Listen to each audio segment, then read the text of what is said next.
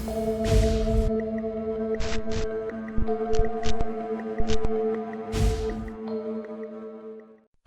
selamat datang di Kamar Sunyi. Kali ini kita akan bercerita tentang azab seorang penjual nasi goreng.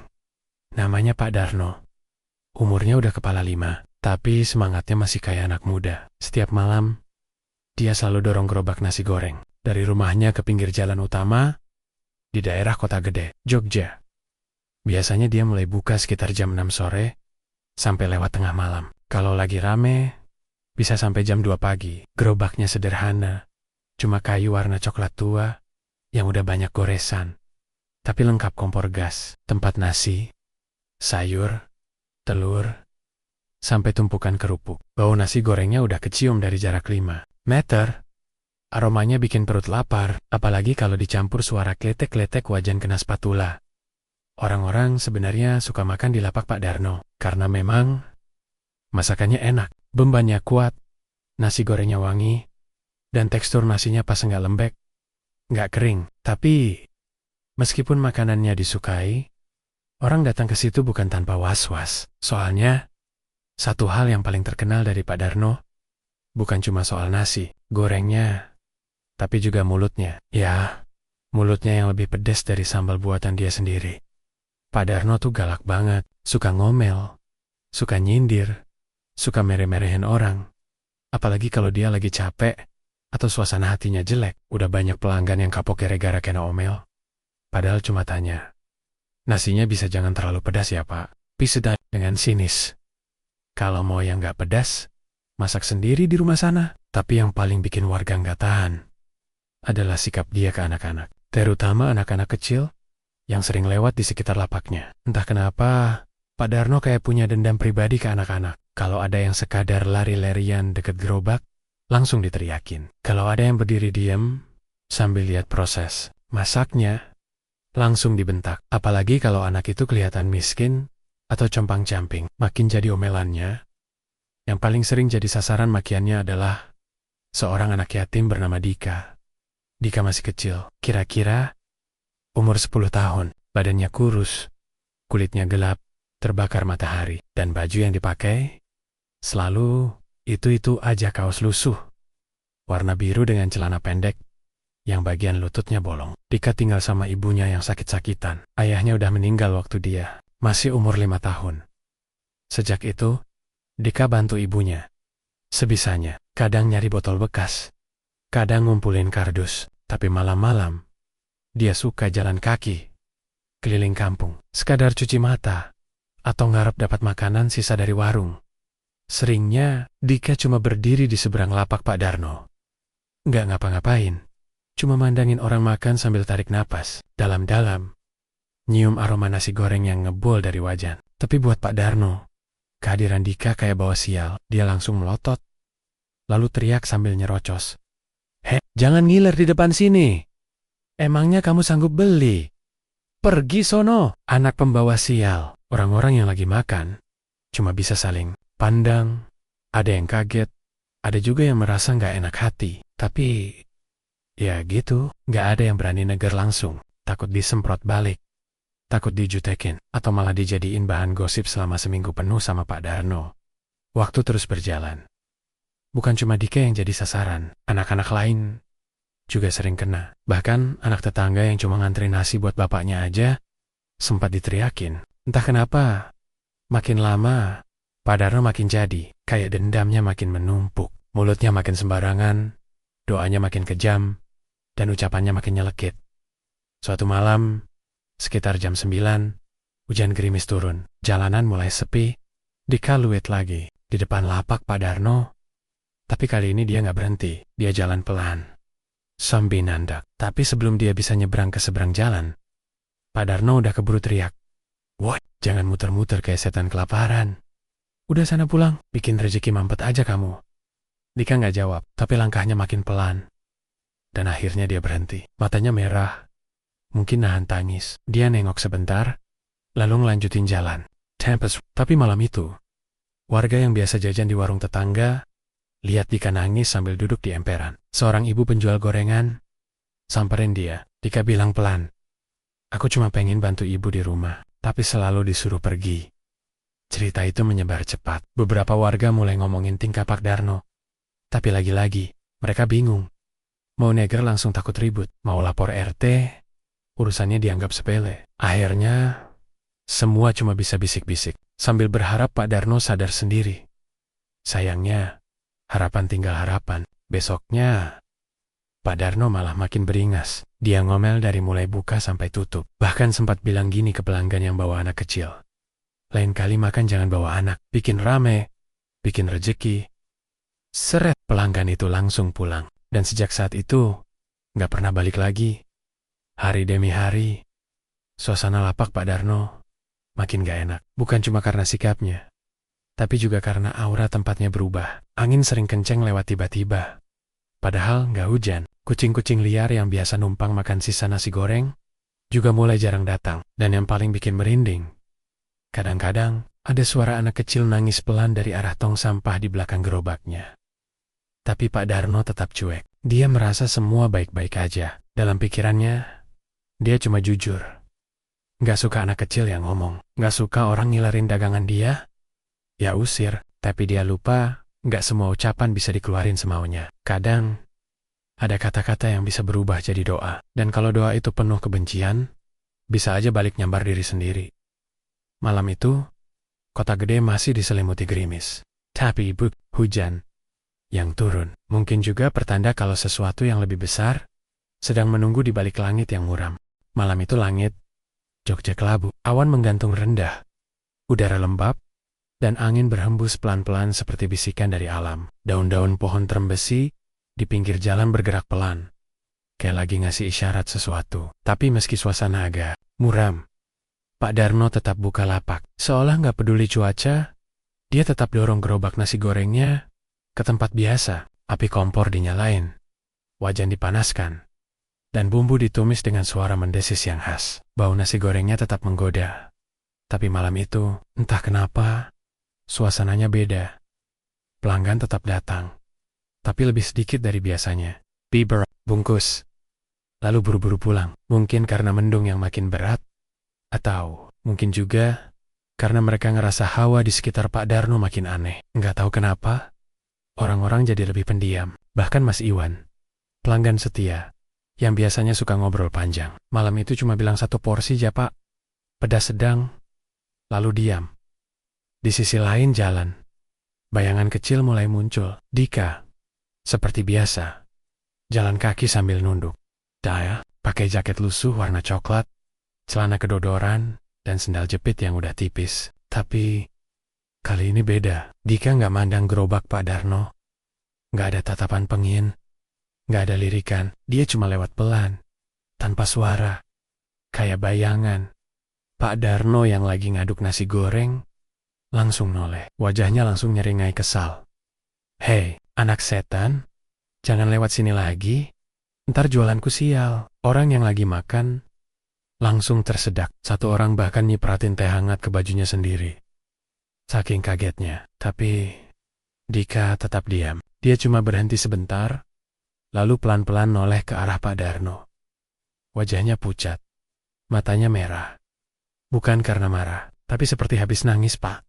Saya nggak ganggu, tapi saya doain biar Bapak bisa sadar. Kalau belum, juga sadar. Biar Allah yang hukum. Ucapan itu lirih, tapi cukup jelas untuk didengar semua orang. Beberapa pelanggan sampai melongo. Suasana tiba-tiba hening, kayak waktu berhenti sebentar. Tapi Pak Darno malah ketawa kecil, ketawa sinis. Wah, anak kecil ngajarin saya sekarang. Pulang gih, jangan kayak hantu keluyuran. Dika nggak jawab lagi. Dia cuma balik badan dan jalan pergi pelan. Tapi orang-orang yang melihat, ada yang bait, ada hawa dingin lewat bareng Dika. Ada angin aneh yang tiba-tiba berhembus. Meski langit nggak hujan deras. Dan benar aja, angin malam itu mulai kenceng. Bukan cuma kenceng, tapi nyeret-nyeret suara. Kayak ada sesuatu yang dibawa sama angin itu. Suara ranting-ranting patah, baliho roboh, bahkan gerobak gorengan di seberang jalan sampai miring karena tiupan angin. Tapi herannya, gerobak Pak Darno tetap berdiri, nggak goyang sama sekali. Seolah ada yang nahan, atau Ada yang nunggu. Jam 11 malam, Pak Darno tutup lapak. Dia kelihatan bete. Karena dagangan malam itu nggak terlalu laku. Sampai ngeluh-ngeluh sendiri, dia dorong gerobaknya pelen-pelen ke arah rumah. Baru beberapa meter jalan dari tempat biasa, langit langsung nyala terang. Tar, petir nyambar pohon besar di belakang dia. Saking terangnya, semua orang yang lihat sampai refleks nutup mata. Dan suara ledakannya keras banget, bikin jantung deg-degan. Gerobak Pak Darno tersentak, bagian belakangnya kebakar sedikit.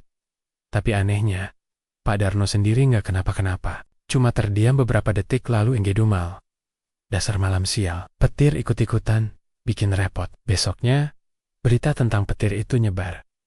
Warga mulai ngomongin, tapi semua masih mikir, itu cuma kebetulan. Sampai akhirnya, kejadian aneh mulai muncul satu persatu. Pagi-pagi, ayam-ayam peliharaan Pak Darno mati mendadak. 10 ekor ayam kampung yang biasa dipelihara di kandang belakang rumah, semua ditemukan tergeletak dengan leher terpuntir. Anehnya, nggak ada bekas luka gigitan atau jejak binatang liar. Cuma bulu-bulunya berantakan, dan matanya terbuka lebar. Pak Darno awalnya mikir kena penyakit, tapi waktu manggil tetangganya yang biasa bantu nyembeli ayam, orang itu malah bilang, "Pak, ini kayak dibunuh, bukan sakit." Belum selesai soal ayam, sore harinya dapur rumah Pak Darno nyaris meledak. Gas yang biasa dipakai buat masak tiba-tiba nyembur keluar sendiri.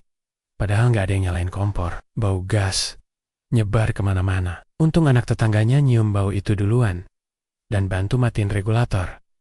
Kalau nggak, mungkin satu rumah bisa kebakar. Pak Darno mulai gelisah, tapi tetap aja. Mulutnya belum berubah, masih ngomel, masih nyinyir. Bahkan mulai nudu-nadu tetangga pakai ilmu hitam. Dia sempat ngomel ke depan rumah. Bilang, "Jangan kira saya takut. Kalau ada yang sirik, bilang aja. Jangan main belakang." Tetangganya cuma diem. Tapi dalam hati mereka ngerasa, kayaknya ini bukan soal sirik atau santet. Ini lebih. Itu, malam berikutnya, sekitar jam 1 pagi, Pak Darno teriak dari kamarnya. Teriakannya nyaring, panik, dan penuh ketakutan. Anak tetangga yang rumahnya nempel tembok langsung bangun. Mereka dengar suara Pak Darno mengerang sambil teriak-teriak, "Tolong, ada yang di atas badan saya. Saya nggak bisa gerak. Tolong, jangan deket-deket." Besok paginya, Pak Darno cerita ke istrinya dan beberapa orang yang datang. Katanya dia mimpi buruk, tapi rasanya nyata banget. Dia bilang tubuhnya ketindihan sesuatu. Berat banget, nafasnya sesak, matanya bisa ngelihat, tapi nggak bisa gerak sama sekali.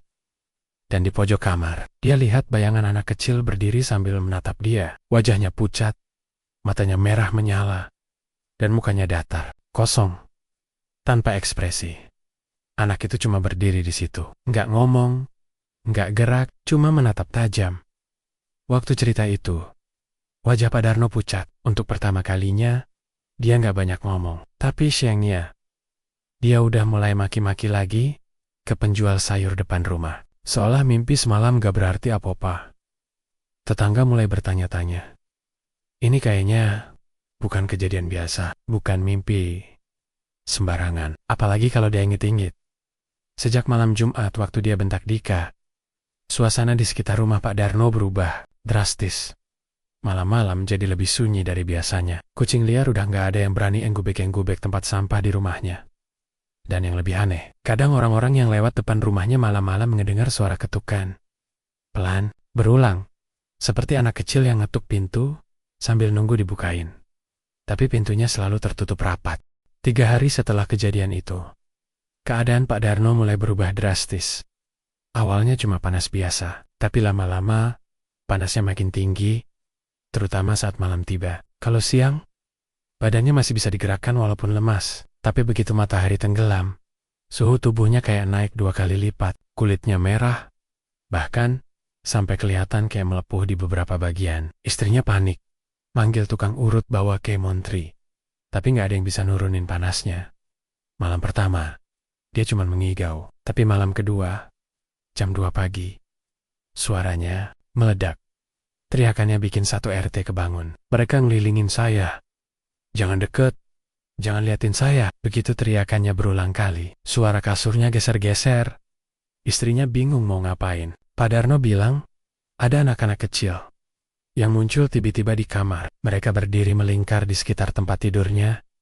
Mukanya penuh luka, bajunya compang-camping, dan semua diam. Gak ada yang ngomong sepatah kata pun. Cuma berdiri, menatap dia dalam diam. Tapi tatapan mereka tajam, dingin, dan menyayat.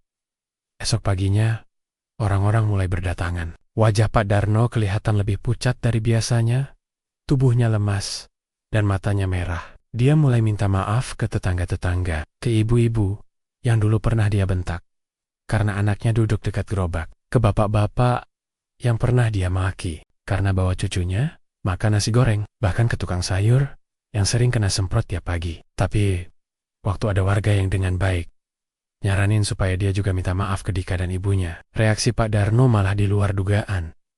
Ngapain saya minta maaf sama anak miskin begitu? Saya sakit, bukan gara-gara mereka. Orang-orang terdiam. Istrinya yang duduk di sebelah cuma nutup wajah. Mungkin malu, padahal semua orang di kampung itu tahu. Dika nggak pernah bikin ulah. Dia cuma anak kecil yang nasibnya kurang beruntung. Tapi, dari mulut Pak Darno, anak itu dianggap pembawa sial, seolah jadi biang masalah dalam hidupnya. Dan malam itu jadi malam terakhir Pak Darno hidup. Suhu tubuhnya makin tinggi, tangannya panas banget, kayak habis direbus. Tapi anehnya, kakinya dingin seperti es. Dia menggigil. Tapi bukan menggigil biasa, tubuhnya getar hebat. Seperti orang kesurupan, matanya terbuka setengah.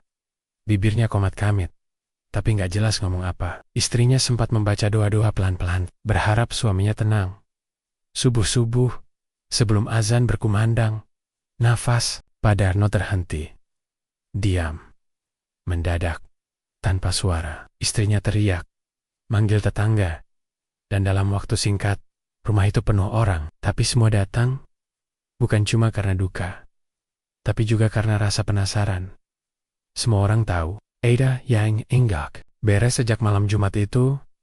Jenazah Pak Darno dibersihkan, dikafani, dan disiapkan untuk dimakamkan siang itu juga. Tapi kejadian aneh belum selesai. Waktu jenazah diangkat dari rumah menuju mobil ambulans, langit yang tadinya cerah tiba-tiba gelap. Awan tebal muncul mendadak. Angin kencang bertiup, dan petir nyambar tiang listrik tepat di depan rumahnya. Suaranya menggelegar, bikin beberapa orang langsung mundur. Lampu rumah-rumah sekitar padam seketika. Tapi jenazah tetap diangkat dan dibawa ke TPU.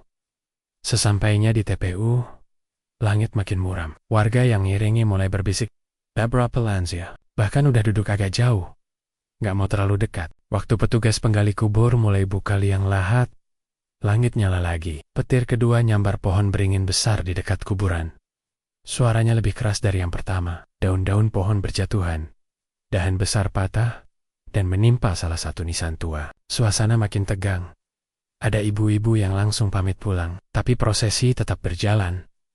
Lalu, saat jenazah mulai diturunkan perlahan ke liang lahat, petir ketiga datang, bukan dari kejauhan, tapi nyambar tanah tepat di sisi kuburannya. Suaranya kayak ledakan. Tanah di sekitar lubang sampai meletup kecil. Beberapa orang yang lagi megang tali jenazah sampai jatuh terguling. Ada yang nangis, ada yang teriak istighfar. Beberapa orang yang tadinya bantuin langsung mundur. Bahkan ada yang ninggalin area pemakaman saking takutnya. Tapi karena jenazah udah di liang lahat, mereka tetap lanjutin.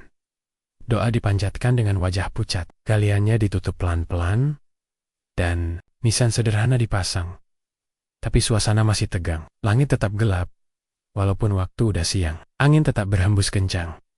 Setelah semua selesai, warga pulang. Tapi perasaan aneh masih nempel di hati masing-masing. Mereka sadar ada yang enggak beres, dan mungkin semuanya belum berakhir. Esok paginya, seorang bapak yang lewat dekat kuburan itu, buat olahraga pagi, mencium bau gosong dari arah makam Pak Darno. Bukan bau rokok, bukan bau sampah kebakar, tapi bau daging terbakar. Bau cemek dari arah tanah kuburan yang masih basah. Dia mendekat, tapi langsung merinding. Tanah di atas makam Pak Darno berwarna lebih gelap dari sekitarnya, seolah bekas, terbakar, dan masih hangat. Cerita ini langsung menyebar. Warga makin yakin kalau semua kejadian ini bukan kebetulan. Mereka bilang, azab itu nyata. Dan malam-malam berikutnya, orang-orang yang biasa jualan di tempat lapak, Pak Darno dulu mulai ngerasa terganggu. Ada penjual angkringan yang sempat coba buka di situ, tapi katanya, malam-malam terdengar suara wajan digesek spatula. Bau nasi goreng tercium padahal nggak ada yang masak. Suara orang batuk-betuk juga terdengar. Suara yang mirip banget dengan suara Pak Darno waktu masih hidup. Semenjak itu, nggak ada satupun orang yang berani buka lapak di jalan itu lagi. Bahkan sekadar lewat pun, orang-orang milih jalan memutar. Apalagi kalau udah malam Jumat. Jalan itu jadi sunyi total. Kadang terlihat bayangan orang berdiri di bawah tiang listrik bekas sambaran petir. Kadang terdengar suara anak kecil nangis dari kejauhan. Tapi, setiap dicari, nggak ada siapa-siapa. Warga percaya, azab Pak Darno bukan cuma di dunia, tapi mungkin masih berlanjut di alam sana. Dan semua itu bermula dari satu hal yang kelihatannya sepele. Menghina anak yatim. Karena doa anak yatim itu tajam. Lebih tajam dari pisau. Lebih cepat sampai ke langit. Dan kalau sudah Allah yang bertindak, siapapun tak bisa lari. Dan begitulah akhir dari kisah Pak Darno. Pedagang nasi goreng yang dikenal galak, suka memaki, dan gak punya belas kasih. Terutama kepada anak yatim. Dia pikir ucapan itu cuma angin lalu. Tapi ternyata doa anak yatim bukan sekadar keluhan, tapi bisa jadi palu keadilan dari langit. Azab yang dia alami bukan cuma bikin merinding, tapi juga jadi pengingat buat kita semua, bahwa ucapan yang menyakitkan, sekecil apapun, bisa jadi bumerang, terutama kalau itu ditujukan ke orang-orang yang lemah, yang udah cukup menderita, tanpa perlu ditambah beban dari kita. Hari ini, lapak tempat Pak Darno biasa jualan masih kosong. Nggak ada satupun yang berani buka di sana. Bahkan lewat pun kadang bikin bulu kuduk berdiri. Karena katanya, kalau malam tiba, suara spatula mengaduk wajan masih terdengar. Diiringi bau nasi goreng yang terbakar, tapi tidak ada siapa-siapa. Semoga kisah ini bisa jadi pelajaran buat kita semua, untuk lebih banyak bersyukur, lebih banyak berbuat baik, dan menjaga lisan. Karena apa yang keluar dari mulut bisa menentukan nasib kita. Bahkan setelah kita tiada.